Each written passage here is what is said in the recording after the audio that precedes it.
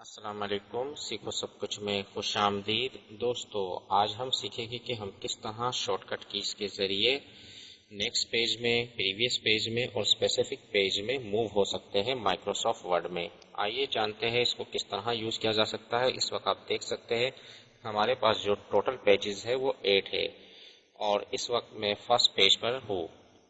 तो अगर मुझे नेक्स्ट पेज पर जाना है वो भी शॉर्टकट की के जरिए, तो इसके लिए मैं कंट्रोल और पेज डाउन की प्रेस करूंगा तो नेक्स्ट पेज में चला जाएगा।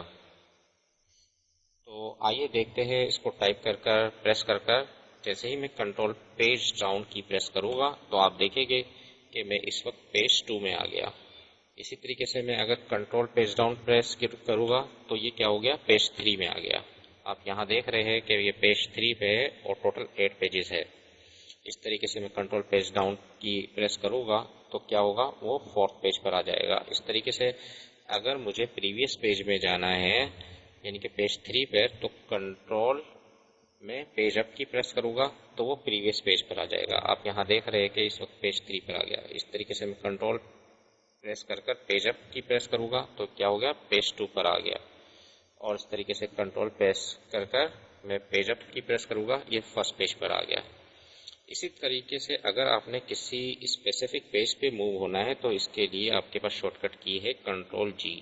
जैसे ही आप कंट्रोल जी प्रेस करेंगे तो आपके पास यहाँ से आ जाएगा कि कौन सा पेज नंबर है। मैंने पेज नंबर 5 टाइप कर दिया और इस वक्त मैं कहाँ हूँ, पेज नंबर 1 पर हूँ। जैसे ही मैंने गो किया तो ये पेज 5 में ऑटोमेटिकली मूव कर जाएगा। इस तरीके से अगर मैंने पेज नंबर 7 लिख दिया और गो पर क्लिक करूँगा तो इस वक्त ये डायरेक्टली पेज 7 पर आ गया। इस तरीके से मैंने यहाँ 1 टाइप किया और गो किया तो ये फर्स्ट पेज पर आ गया। तो इस तरीके से आप किसी भी स्पेसिफिक पेज पर मूव कर सकते हैं।